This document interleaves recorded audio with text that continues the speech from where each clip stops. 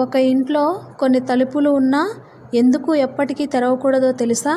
ఎందుకంటే వాటి వెనుక మనుషులు కాదు, ఎదురు చూస్తున్నది ఇంకేదో. నా పేరు సాయి కృష్ణ.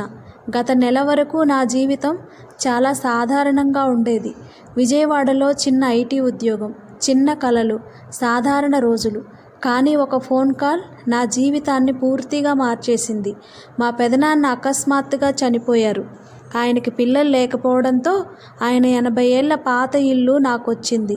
ఊరి చివరిలో ఒంటరిగా ఉన్న ఆ ఇంటిని మొదటిసారి చూసినప్పుడు అది ఒక ఇల్లు కాదు, ఏదో నా కోసం ఎదురు చూస్తున్నట్టుగా అనిపించింది. అక్కడ 8 గదులు ఉన్నాయి, కానీ 7వ గది మాత్రం ఎప్పుడూ లాక్ చేసి ఉండేది. ఆ తలుపు దగ్గర నిలబడిన ప్రతిసారి లోపల ఎవరో నెమ్మదిగా శ్వాస తీసుకుంటున్న శబ్దం వినిపించేది.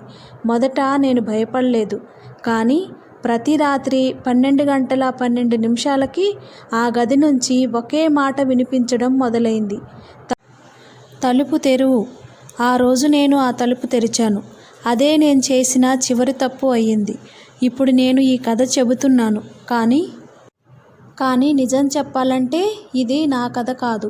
ఆ ఇంట్లో ఇంకా ఎవరో ఉన్నారు. అతను ఇంకా బయటకు రావాలని చూస్తున్నాడు. మరి ఆ తలుపు తెరవడం వల్ల నా జీవితం ఏ మలుపు తిరిగింది? తలుపు తెరిచిన తర్వాత లోపల నుంచి బయటకు వచ్చిందెవరు? తెలుసుకోవాలంటే ఫుల్ వీడియో మన ఛానల్లో ఉంది, చూసేయండి. ఇలాంటి మరిన్ని భయంకరమైన హారర్ స్టోరీస్ కోసం ఈ వీడియోని లైక్ చేసి మన ఛానల్ని సబ్స్క్రైబ్ చేయండి.